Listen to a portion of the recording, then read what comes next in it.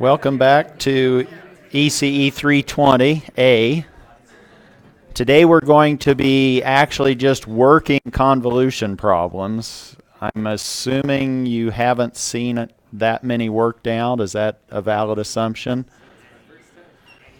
And I'm going to assume that you will look at some of the background material in Unit 8 that's at the bottom of D2L if you need motivation, but you can think of h of t in this discussion as if it was an impulse response. You know how to find an impulse response. That's the inverse Laplace transform of a system's transfer function.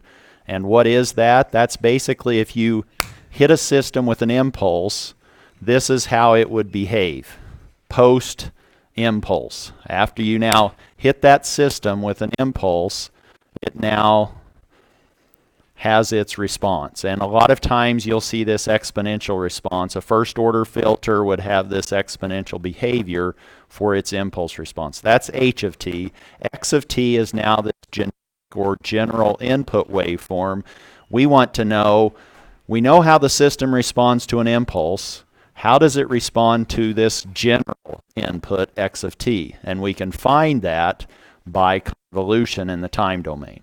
You've now been doing some of this in the frequency domain by taking this expression, y is equal to h star x, in the frequency domain is just now h times x, where h is capital H of s, x is capital X of s, and so even though I can't write it very well, this is now not a multiplication symbol. This is supposed to be symbolizing convolution. I'm now convolving these two functions and their time functions to generate or produce an output y.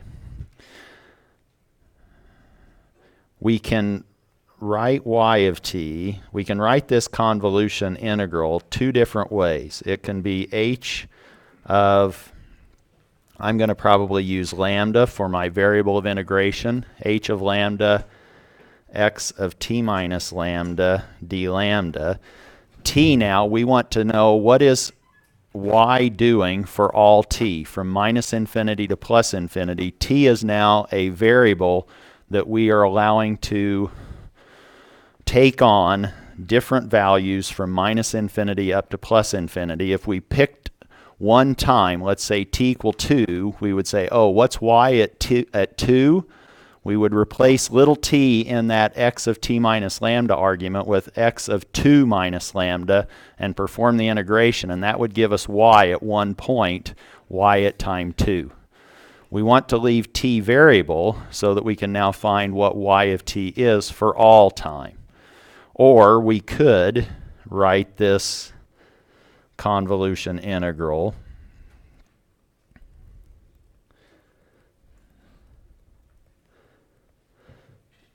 by doing a change of argument, and now we are having h of t minus lambda scaling x of lambda inside the integrand. And you can show this by a change of variable, but what we are going to be saying is when we have that argument t minus lambda, we're saying that's a flip and slide operation. We're flipping it in the time with the minus lambda, that's our variable of integration, and we're sliding it with this adjustable parameter t.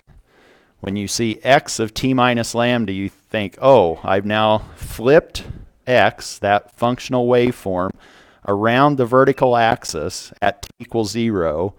It now is a mirrored image over, let's say, in the left half of the time axis, and we allow t to be minus infinity to plus infinity. I can now slide that x waveform from minus infinity all the way up to plus infinity as the parameter t changes.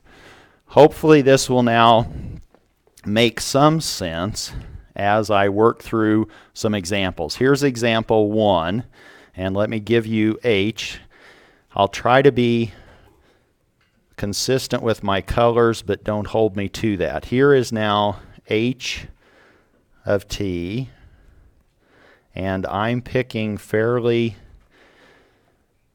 benign waveforms so that it's easy to integrate, but you can now do this for more generic signals. Here, let's say, is X. And let's say it takes on, and you'll just have to use your imagination on how I've scaled these. So 2 looks the same as -3 in value, but you know that the labels are what are defining the particular magnitudes or values in these pictures. We now want to create the output response. So here's a way of thinking of this, and again, this is an ideal or maybe not a realistic scenario. Now, if you're thinking h of t is the impulse response, this is how your system would respond if you hit with an impulse. If you hit your system with an impulse, this hypothetical system says 2 for 4 units of time, and then it stops. It's not exponential, it's just this pulse shape. And what we are exciting it with is not an impulse, but it's also a pulse that has a negative amplitude, and that pulse is only on for 1 unit of time. If you were thinking about this just to get a feel for what's happening, oh, if I excited this system, h of t, at time 0, I would expect to see an answer or an output for at least 4 units of time. Now we are exciting it at 0, but also all the way over to 1. So you would expect that right after 1, it still lingers for 4 more units of time.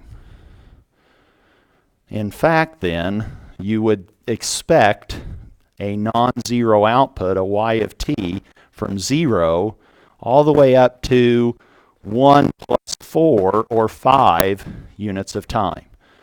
We're looking now for a response that probably y of t has something non-zero from 0 to 5. Let's see how that now presents itself. But first we have to decide which of these 2 integrals do we want to use. And what I'm saying is, which function do we want to flip and slide? And typically I would flip and slide the one that's the easiest or for you. And what's easy for you may not be easy for someone else, just your mindset.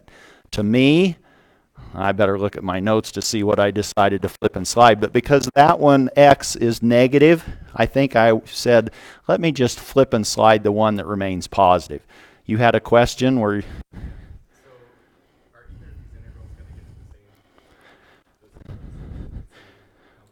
Now the question is, do these convolution integrals, I think this is the question, produce the same result? They definitely do. They don't get there the same way. If you now solved a convolution problem using the first one, your steps are going to look different just because of the process or the mechanics versus someone that does row 2s.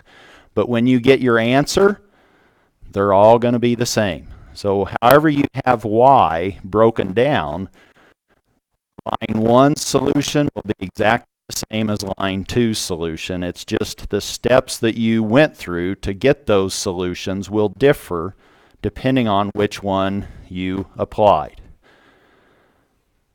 We'll get the same answer whether we flip and slide h or whether we flip and slide x, but the steps in between those answers are going to be different.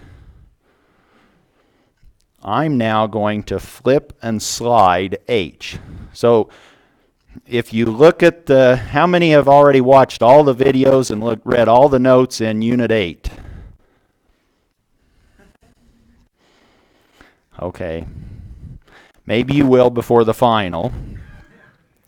Now I forgot where I was going with that. It'll come back. But, there's a couple of different ways of thinking about processes involved with doing convolution. One is the flipping and sliding. The other is what I call intervals and limits.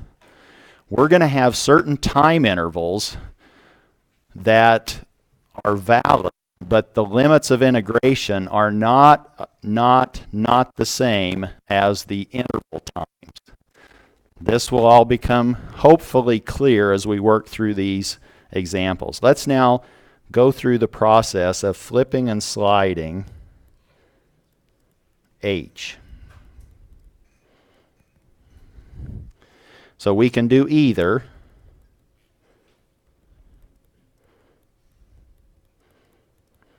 Whichever one we do, we have to use the appropriate convolution integral. But now I'm going to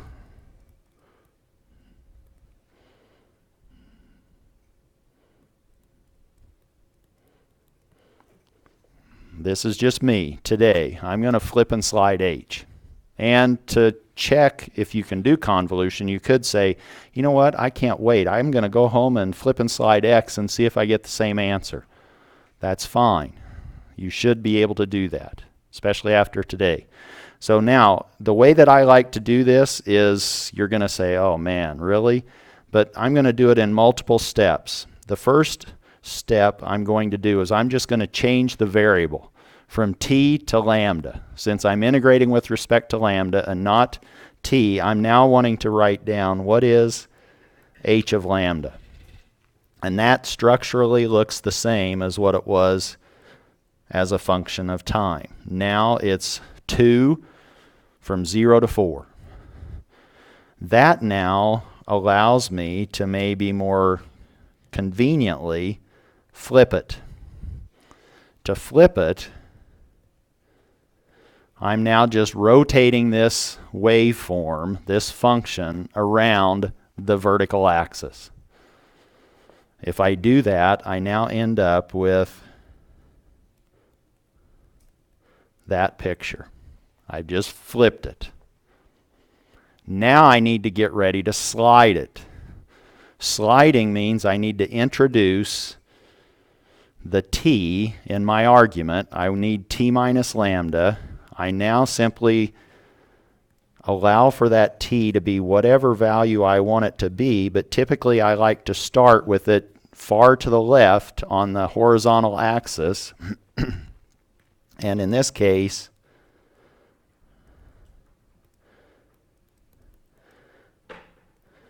I'm now shifting. This is now h of t minus lambda. And as t varies, this waveform will be at different locations on the horizontal axis. If you replace little t with 0, you better get back h of minus lambda. If you now slide t to be 0, now you can see, oh good, I'm at least consistent with what I thought my h was when it was flipped. Now I'm ready to slide. I'm going to slide h of t minus lambda from t equal minus infinity all the way up to t going to infinity. And what am I looking for? I'm now looking for unique overlap patterns. When does this pattern, which is driven by the argument inside the convolution formula, when does the overlap between h of t minus lambda and x of lambda, when does that change, that picture? Now I'm just looking for patterns. And let's just label those, but now we are going to let t, this is the idea, let t vary from minus infinity to plus infinity.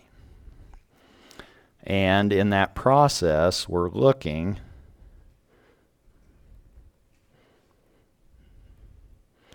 for unique, and I'm going to call these overlap patterns, and the definition of overlap may be a little confusing. This is overlap of intervals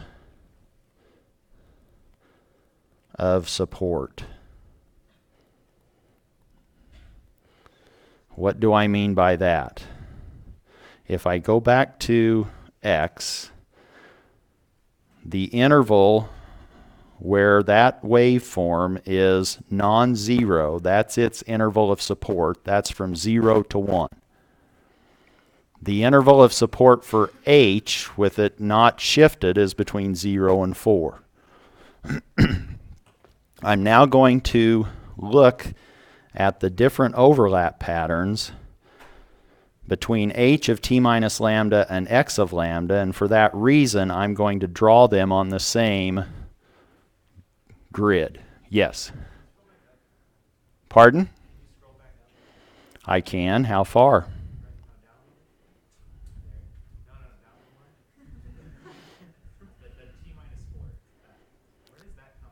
Where did the t minus 4 come from? Now what I'm doing is I'm actually, the question was, where did you get your labels on the endpoints of h of t minus lambda? Those depend on where they started, meaning if when I flipped h, if h initially was defined for negative values and positive values, when I flip it, I would still have negative and positive values. They might just be different.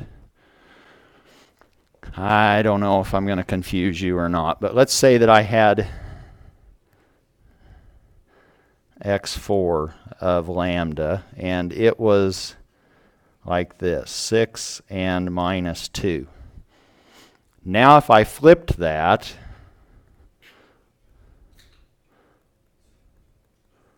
what does it look like? Now it's 2 to minus 6.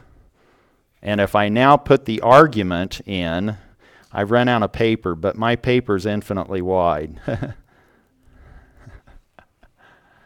You want me to go more right? I can. Okay. Anyway, now what do I want? I want a, I shouldn't have done that. That's not nice. So now, what does this look like? What I'm going to do is I'm going to put t far enough to the left, so I'm just going to put it over here, but now this will be t plus 2, and this will be t minus 6. Is that helping? Figure out how to label your, and that's what you need to do, is you need to make sure that your labeling is accurate, because that's going to influence your intervals and your limits. I said we have to worry about intervals and limits. That's coming up. Right now we're just flipping and sliding. We good with that? Flipping and sliding. Whoa. Okay, that's it. We're done with the flipping. Maybe we'll do more sliding, but you may have to pick me up off the floor if I do any more flipping and sliding. Now we need to worry about limits and intervals. But let me get back to this. Now what I want to do is look at pattern. I'm just going to label these pattern number 1. And it's really overlap of intervals of support number 1. And in fact, this first one, just to emphasize what we're doing, is not going to possess any overlap. Here is, what color was X? Was it blue?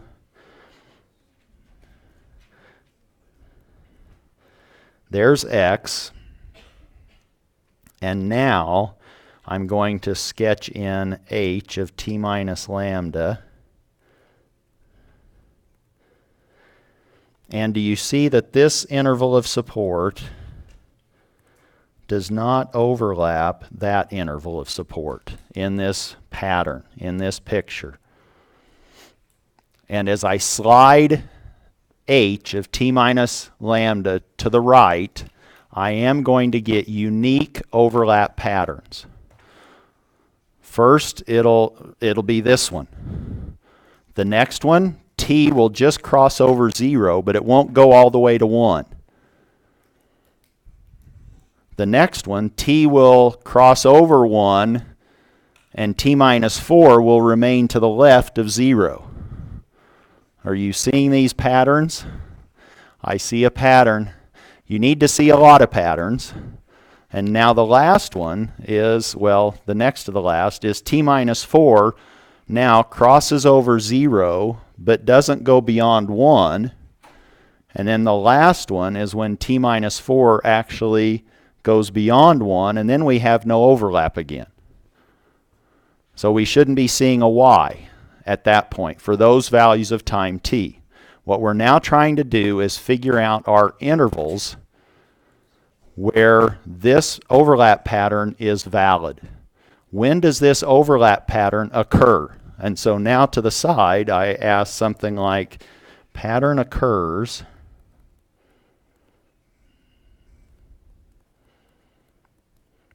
when. And now I just start trying to think my way through. I see that this will occur as long as t, that right side of h, stays to the left of 0.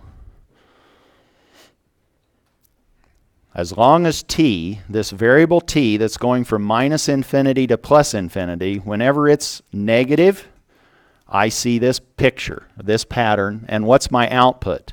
Now I go back to my integral and I say, oh, this is now this integral. I'm not even going to worry about the limits, but it's now h of t minus lambda times x of lambda d lambda.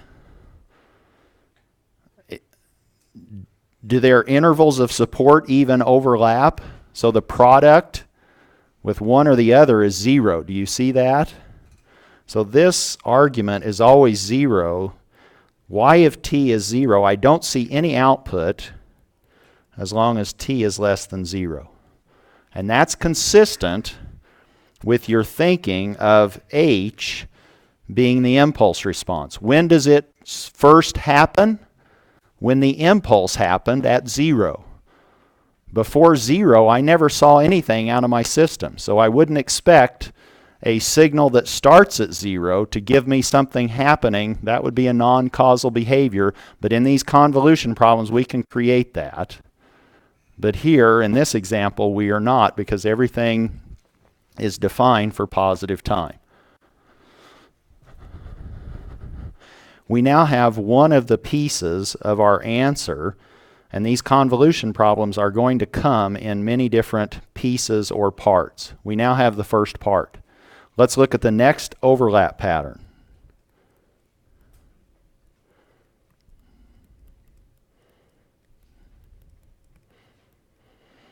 This one now, and I've already talked my way through these, I think. This is now minus 3. X isn't changing. It's the same. Now I have h of t minus lambda. This is t minus nothing. It was t. And this is t minus 4. And now what I want to do, and if you like to draw, this is your lucky day. Now you're trying to see when the red hashes cross with the blue hashes. That's my interval of support overlap. But the first thing I need to ask, and that's going to give us our limits of integration. But our interval of support is now the question I'm going to answer after I answer this question.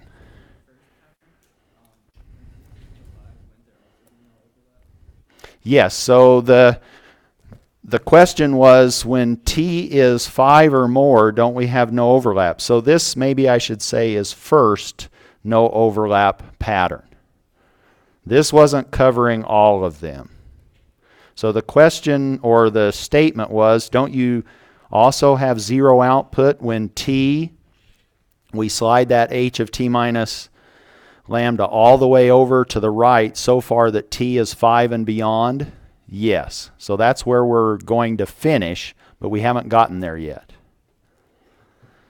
Now what I want to do is ask the question, when does this occur? Or pattern occurs when?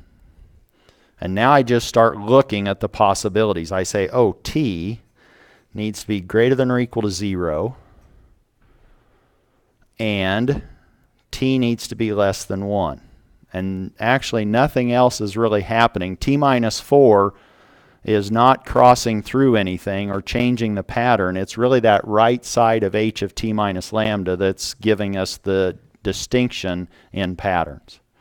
But in general, you could have all sorts of different pieces and parts influencing when this constraint interval is as small as possible at first, or now. Now you combine these two limits on t, and you say, oh, t is bigger than 0 and less than 1. So now I know that whatever I end up with for y of t, that y of t expression is going to be valid only between 0 and 1. I've already found out what y of t is for negative time. That's 0. Now what is it? Now I say, okay, y of t is the integral, and what was h of t minus lambda? That was 2. X was minus 3. That's this functional form and this functional form multiplied together. In general, you would need to do this pointwise product, meaning if one of these has a functionality with t, or with lambda in this case, you need to make sure that that's accommodated. But you're now just multiplying these two waveforms, h of t minus lambda and x of lambda, together to get your integrand. That's why I picked them to be constant, so we didn't have to, oh, I've forgotten how to integrate. Well, now we don't have to do too much thinking to integrate constants. And this is now d lambda.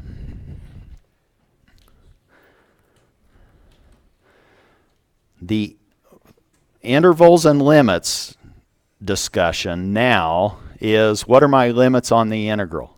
What are my limits of integration? It is definitely not 0 to 1. My interval, when this is true, is different than my limits of integration. So intervals and limits, you have to keep separate.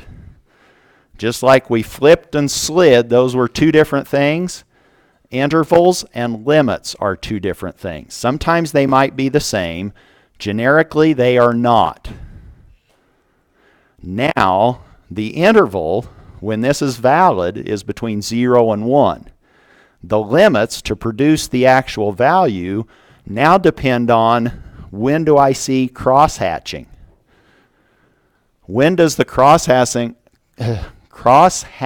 occur first relative to lambda? At 0. Do you see that? That's right here. So now we need to integrate from 0 to t.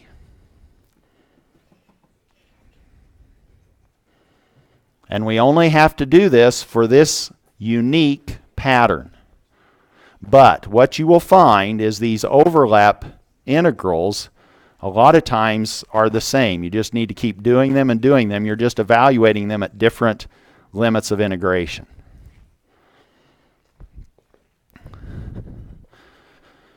Now we simply integrate. We have now minus 6 lambda evaluated from 0 to t.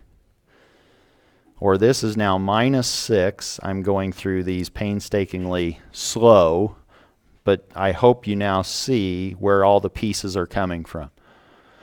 The expression for y is now a function of t. Now we know that y of t is equal to minus 6t when t is between 0 and 1.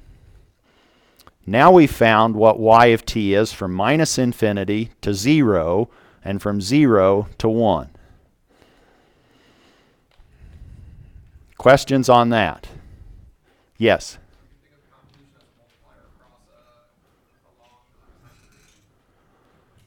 Repeat that question. I didn't catch it.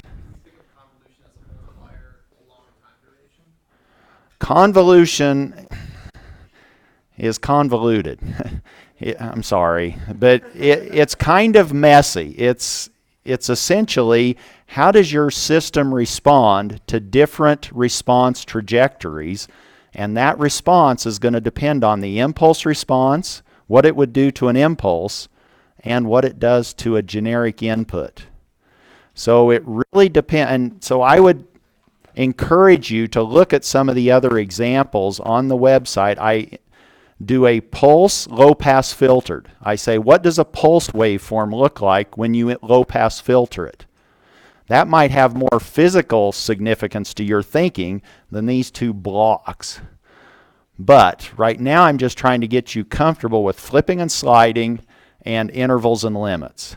So it's more than just kind of a, well, it's an involved process of integration with respect to this variable time t. Yes? Where does the 2 and the negative 3 come from in the integral? These are now coming from the functional form of h of t minus lambda. That's this in red. I'm trying to be color-coded. This is now h of t minus lambda during this overlap picture, and blue is x of lambda. What are their values when this overlap pattern occurs? H of t minus lambda is 2. I should have labeled it. And x of lambda is minus 3. Did that help clear up where those are coming from? Meaning, it's going to get a lot messier when h and x vary with time. Then you're going to have t's and lambdas in these integrals. But you're going to be doing this product between h of t minus lambda and x of lambda during this particular interval of time, or over these limits of integration from 0 to t.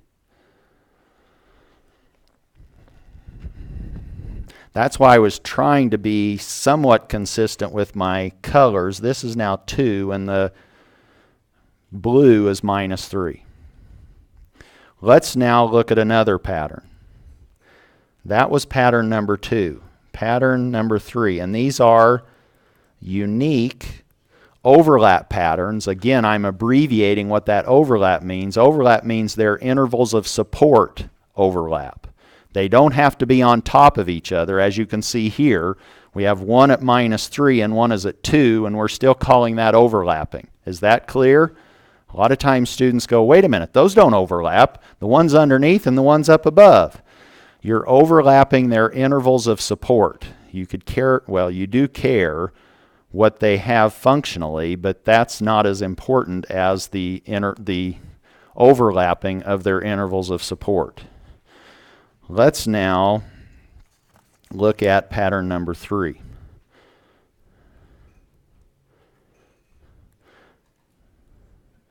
X is still the same. But now h of t minus lambda has slid beyond 1, and t minus 4 hasn't yet made it to 0.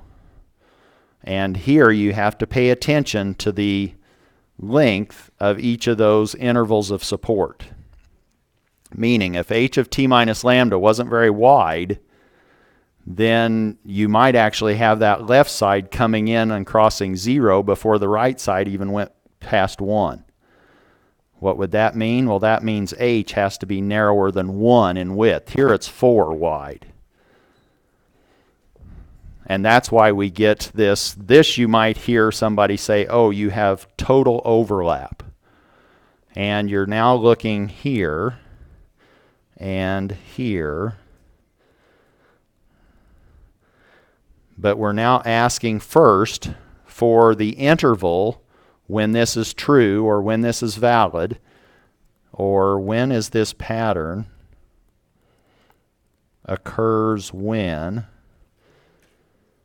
t is greater than or equal to 1.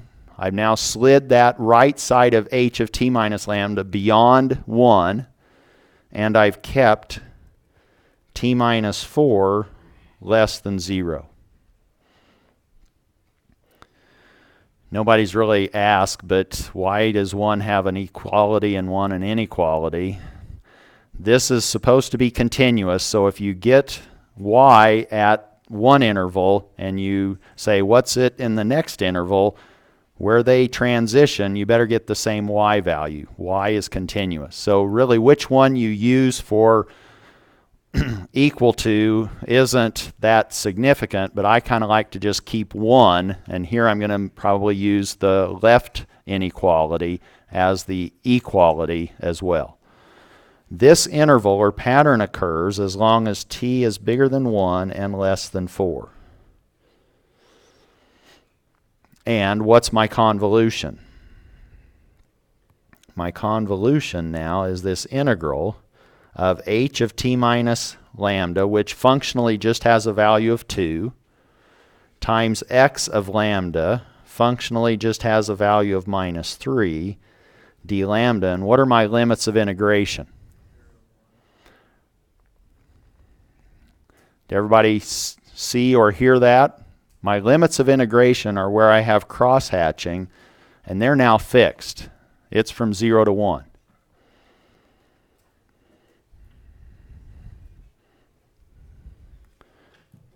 This one coming from that, and this one coming from there. Or I now have minus 6 lambda between 0 and 1, and this now becomes, so y of t is equal to minus 6. It's fixed when t lives between 0 and 4. Between 1 and 4,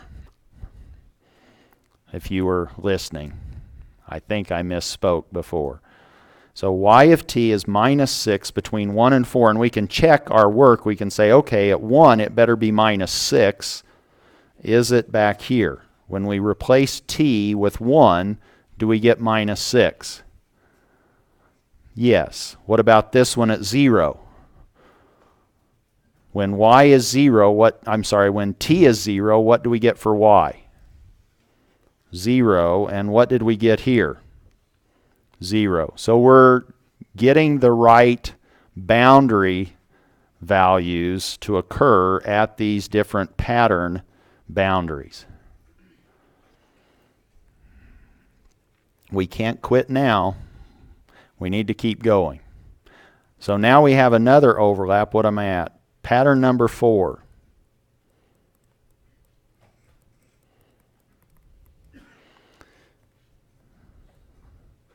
X hasn't changed.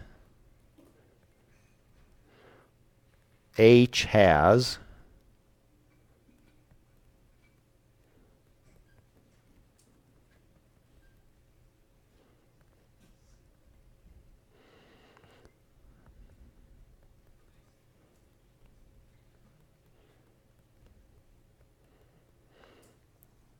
And do you see that these limits, or this interval from 1 to 4, is not the same as my integration limits from 0 to 1? Intervals and limits you need to keep track of. They're different. Here, moving on, when is this pattern, when does this picture present itself? And you could say, you go, you know what, I can't. You might just say, I don't know, when t is bigger than 1. True, but is that the most constricted or the most logical? Maybe not. You can also say, oh, t minus 4 needs to be bigger than 0. I also need t minus 4 less than 1. And now you say, which of these constraints are consistent with where I'm at and which ones occur first? It's actually this one and that one. This one now says t is greater than or equal to 4, and this is t less than 5. We're picking up where we left off. This pattern now is true as long as t is between 4 and 5. And what does this one look like? This integral is now again 2 and minus 3 d lambda.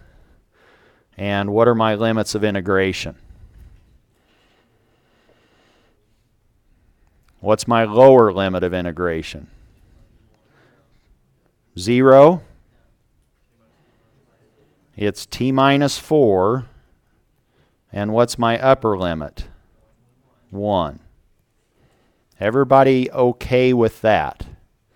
And these limits of integration are different than the interval over which it's, or the limits on the interval. This is now minus 6 lambda from t minus 4 to 1.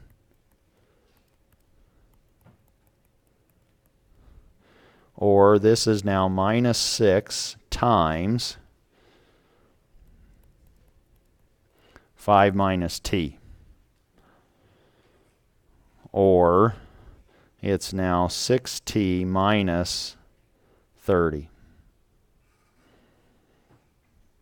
I now know that y of t is 6t minus 30 as long as t is between 4 and 5. And you can look, okay, at 4, time t equal 4, I evaluate that expression y of t at time 4.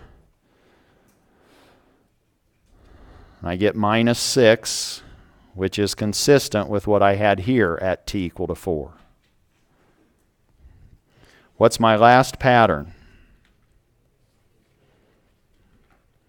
Is this number 5? If we're keeping score. Now we have this picture. Here's x. And here is h.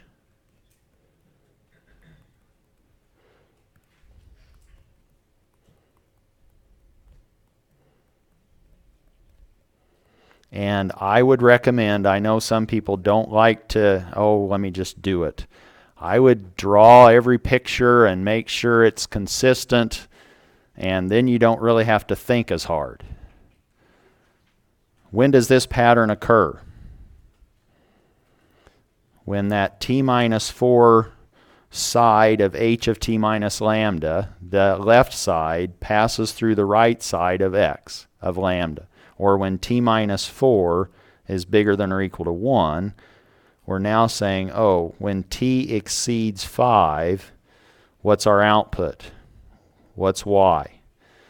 Well, now the pairwise product of h of t minus lambda and x of lambda is nothing.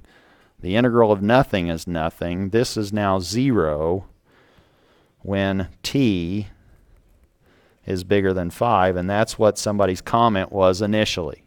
At beyond 5, isn't the overlap 0? And it is. Yes.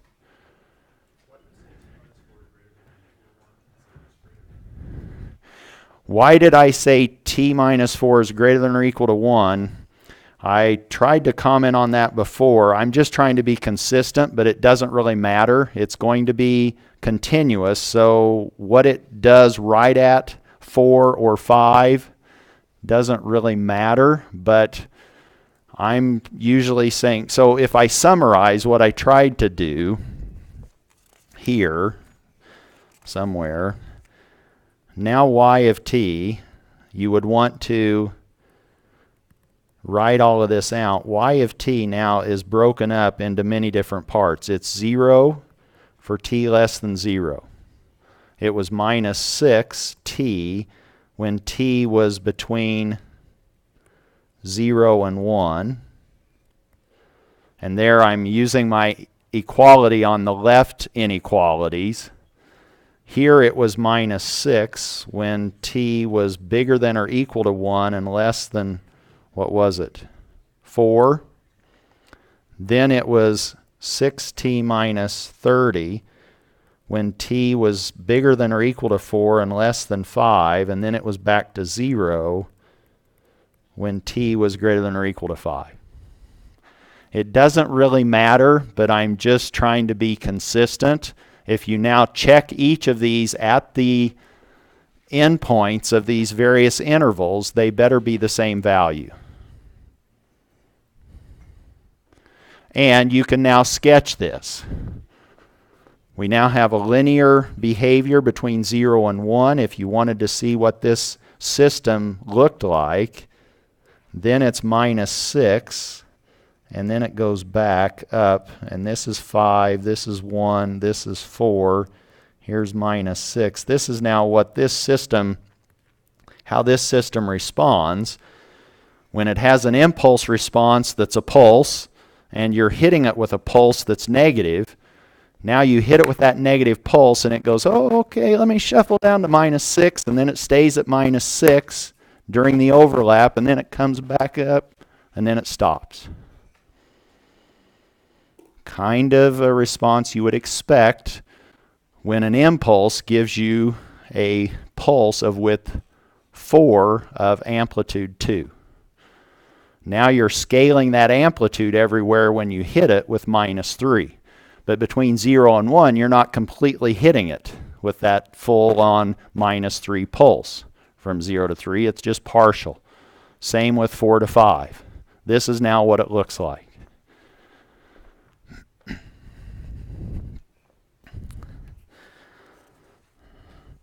Now,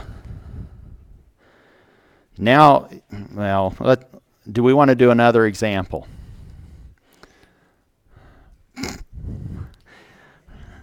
Okay, I won't ask that question again. We are doing another example. Example 2. I would encourage you to look at some of the ones that I'm not doing, which are maybe a little more involved. For example, low-pass filtering a pulse. What does that look like? Here we're just doing some that give us experience or exercising our skills in flipping and sliding and intervals and limits. Suppose the x, the 8, the x. Let's say this is x. Now looks like this. And it's also, again, don't read too much into the sketch. Look at the actual numbers for their values. And now h, let's say that it looks like this. And it's 4.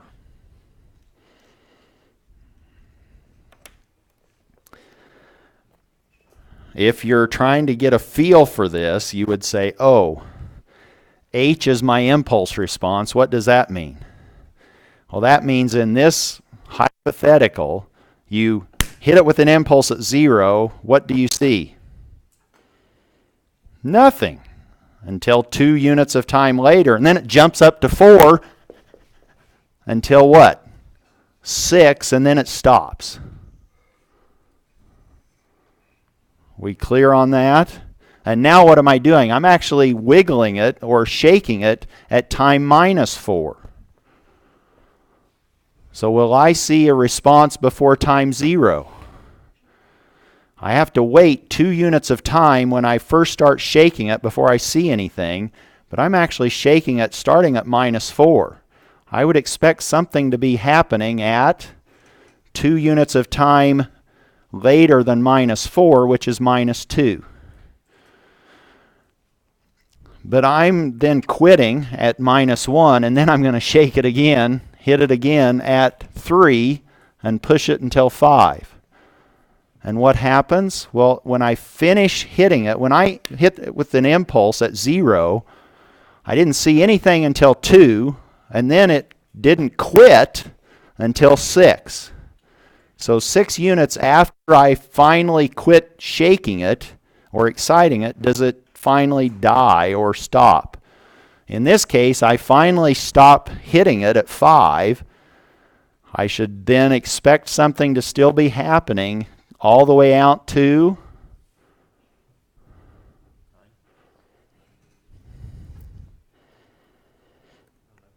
11.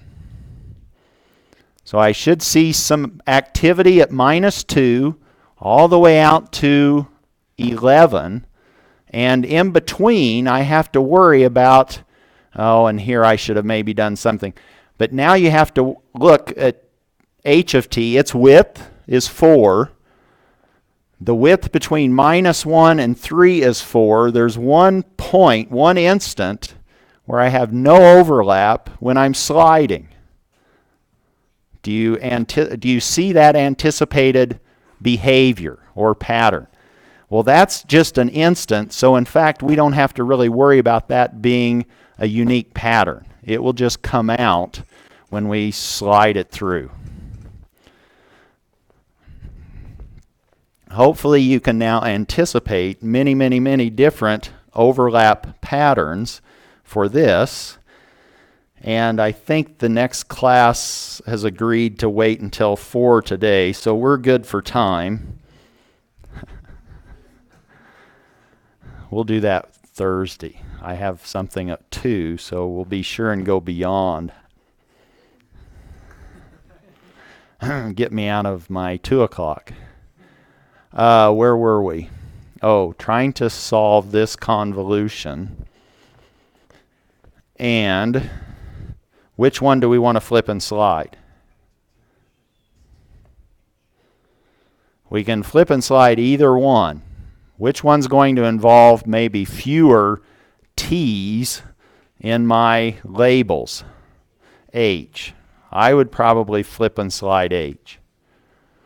So now if we flip and slide H, and here I'm going to go against my earlier argument with drawing all the details, you flip it, you're now from -6 to -2, and introduce the shift so that now H of t minus lambda looks like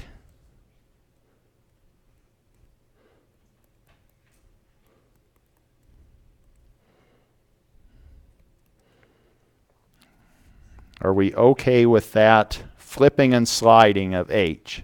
That's H of t minus lambda, and if it's not making sense, go home. Go home and later, after 4, go home.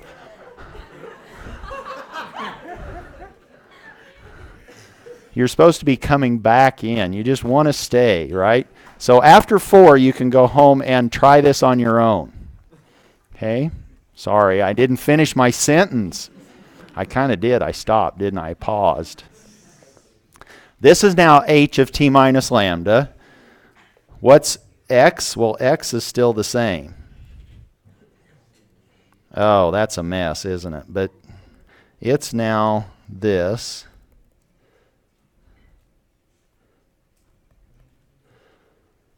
With the appropriate labels, magnitudes, -2 for the positive part and 3 for the negative part. What if I now ask you on the final, I said, what is y of 4?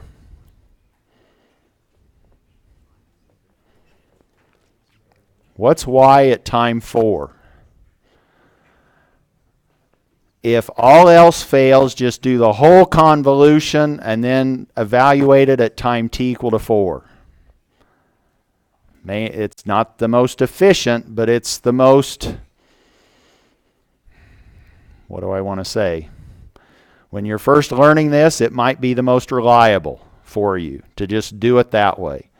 But here, let me just say that, if we're just looking at for t equal to 4, let's just slide h of t minus lambda far enough and let t equal 4, and then evaluate the overlap pattern, and that's what y will be at time 4.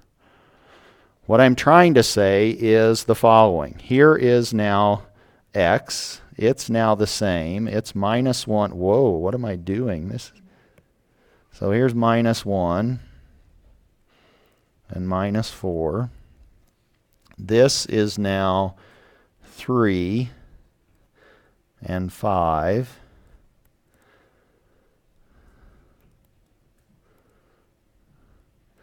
And now I want to slide h of t minus lambda to the right until t is equal to 4.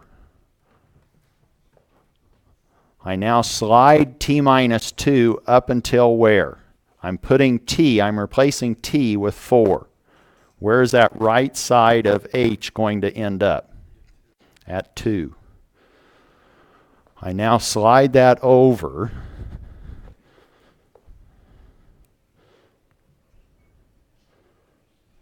And what was it? Magnitude of 4. So it's a little bit higher. Oh boy. Again, when you go home later, you can do this a little bit more accurately. And then what's my leftmost endpoint? 4 minus 6 is minus 2, so now I'm here. And this is what I see overlap pattern for y of 4. Is that somewhat clear? Now I'm just picking one t, not an infinite interval from minus infinity to infinity. Now I say, what is y at 4? I simply now need to multiply my magnitudes and figure out the duration or the interval of support where that magnitude is true. I'm now really just finding the area of a rectangle by these particular functional forms of h and x. Here is the interval of support for h of t minus lambda. Here it is for x.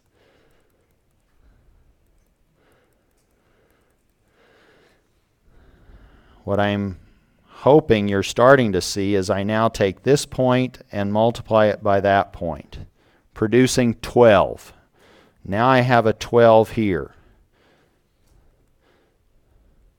I take this point and multiply it by that point. And I'm doing this over infinitesimally small steps.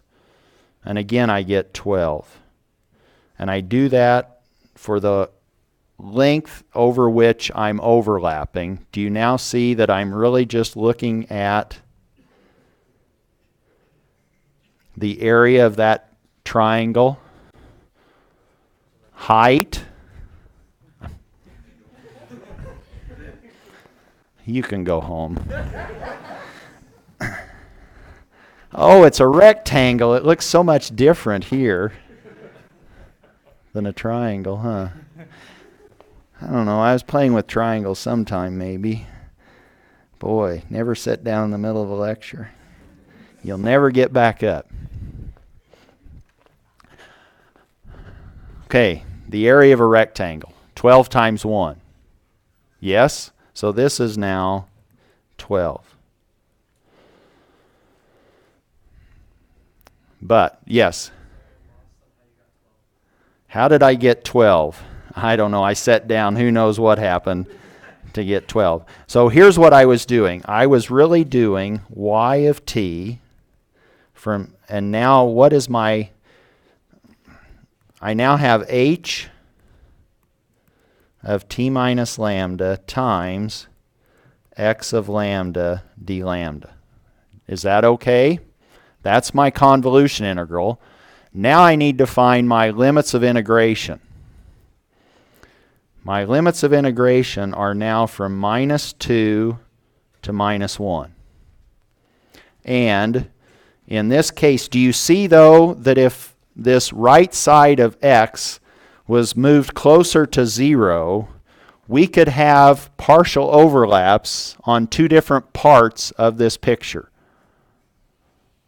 It could get messy.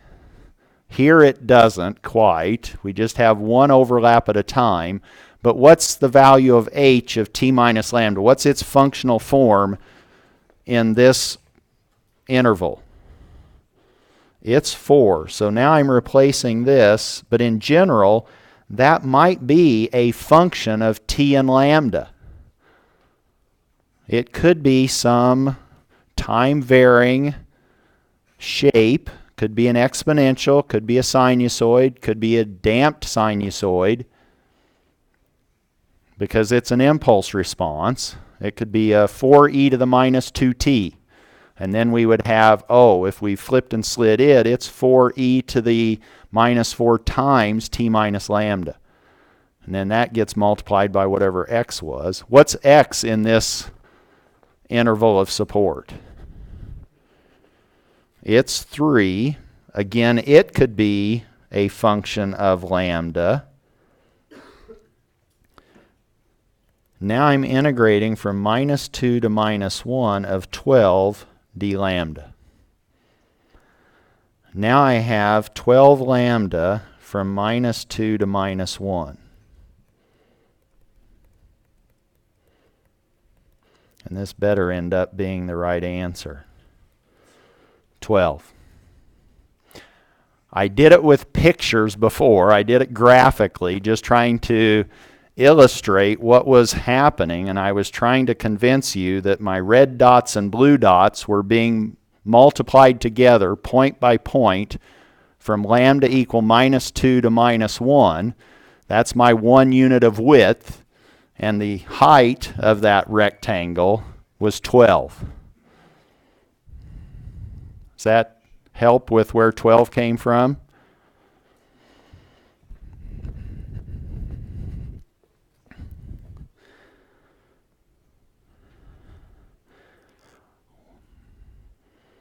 Do you see how much fun you're going to have when you do go home later today at 4 or 5 o'clock? Sliding this? How many patterns are we going to have? Quite a few. When do we not have any over? And here I might say, well,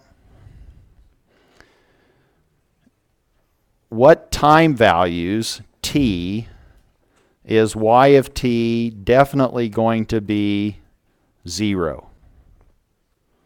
Can you make that, answer that question? Now you would simply be saying, oh, let me plot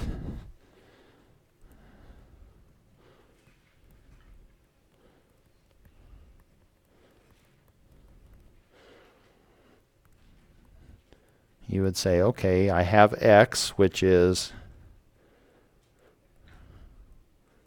here with an amplitude of 3. It's also over here. Somebody couldn't wait to go home, so they went home early. I don't blame them. It's valid. They're anxious to get started on this convolution. We now have this x, and we can now think about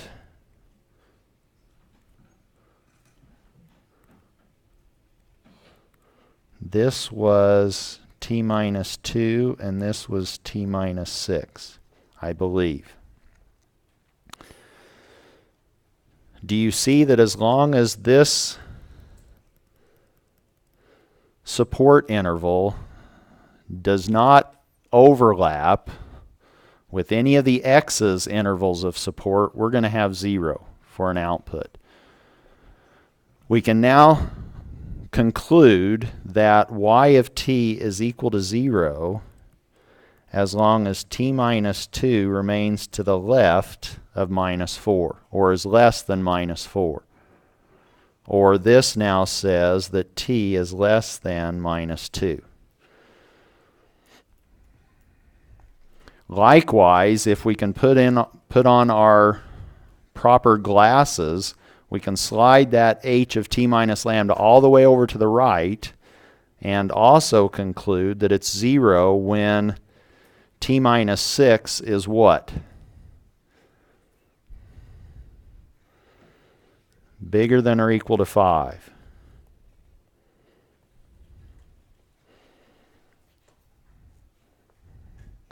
Now we know that y is not producing any response for values of time t less than minus 2 and times of t greater than 11. And if you see the picture, you can sort of say, oh, if I went back up here, I could get that same information if I simply added those two endpoints, minus 4 and 2, that's the lower limit, and I added these two endpoints, That's the upper limit. Now in between, you could have some funny business going on. Here, there's an instant of time when in fact this y is 0 between -2 and 11. And that's because of the specific width of h relative to this gap in the pulses on x. It's exactly the same. So h can squeeze right in between x's exciting pieces, and so you'll have 0 output when? When do we have 0 output? And now we could go back to this picture and either look at this and or that. Either t minus 6 is equal to -1 or t minus 2 is equal to 3. They better give us the same, since our interval that it's open and the width of h is the same.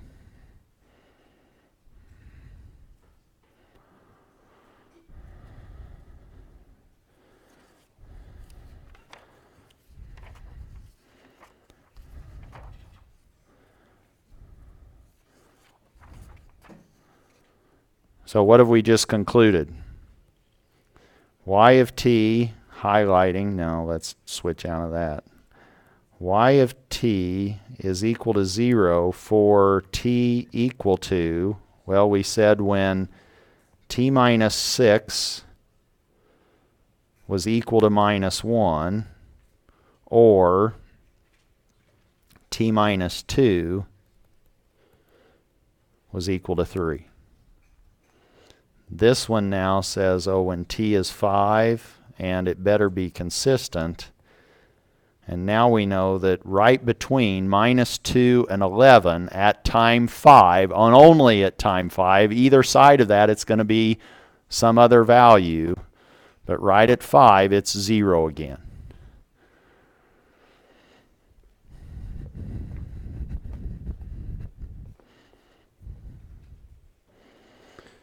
Do you want me to look at any of the patterns here, overlap patterns?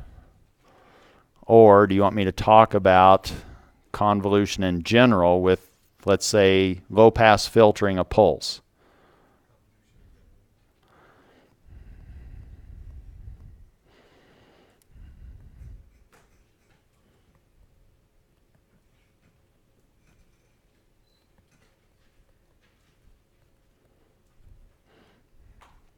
And now I might ask you for an interview question and say, what is a low-pass filter? Or can you give me a low-pass filter?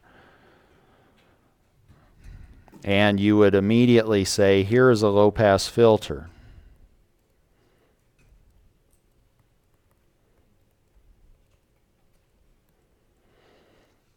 And if you found the transfer function, h of s, now you have a voltage divider, which is 1 over SC over 1 over SC plus R. Or the transfer function of that low-pass filter is 1 over SRC plus 1. And we'll have to find the Bode plot of that, or its frequency response, next time. But this now, if we now said, what's h of t? Suppose this, let's just factor out an R. Let me redraw this. Now I'm messing things up a little bit. I'm putting in a gain, maybe, in addition to, let's say this is now 5 over s plus 5. Let's say this is now h of s. What's h of t?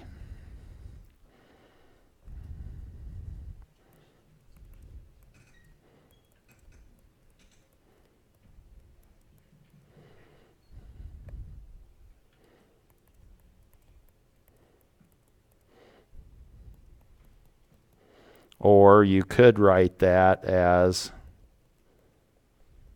that, where u of t is just a switch.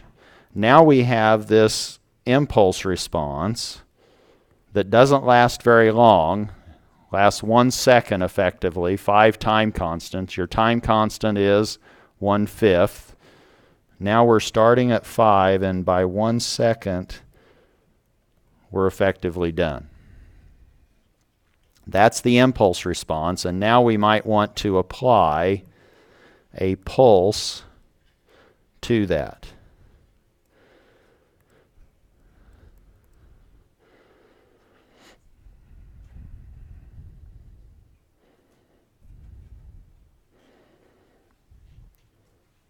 Now, what's going to happen? Well, I'm going to run out of time, but in general, this, when you low pass filter a pulse, your output is going to look like it.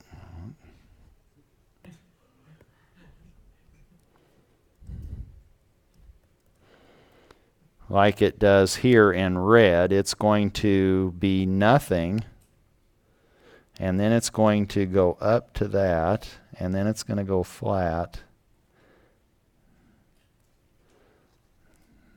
That could be what it looks like. Now I may have my magnitudes. Maybe let me just do this. Let me say this is 1, and then that 5 goes away, so that you now see maybe the distinction between the gain and the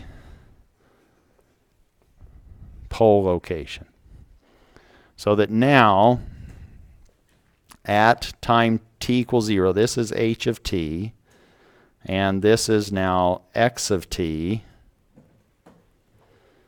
and we want to, and that's now what we would see for low pass filtering a pulse. It looks more like a shark's tail, maybe. And if we had a faster or a wider bandwidth for our low pass filter, let's say our pole was at -50 instead of -5. Here our pole is at -5. If it was at -50, we would be exponentially decaying much more fast, much more quickly, because our time constant would be 1/50th. And we would then be looking more and more like that square pulse that we are trying to low pass filter, because we're passing higher and higher frequencies. As we low pass filter, we're actually smoothing these sharp edges. And that's why we have this more gradual exponential behavior up to these edges of our input, x of t. If we now wanted to do this, what would be our process? And this is misleading because it really has an infinite tail. Which one would you flip and slide? If I now wanted to find y of t this way,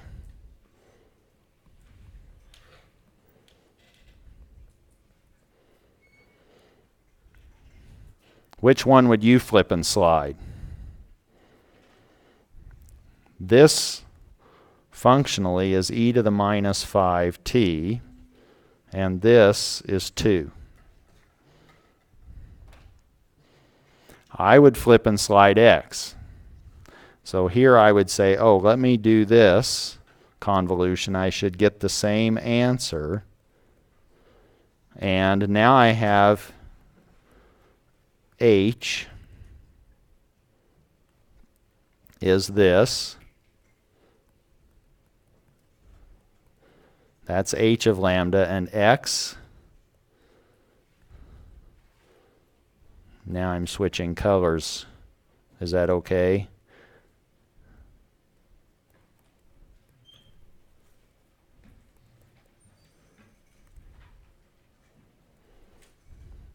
And now I simply slide that through, and do you see my different overlap patterns?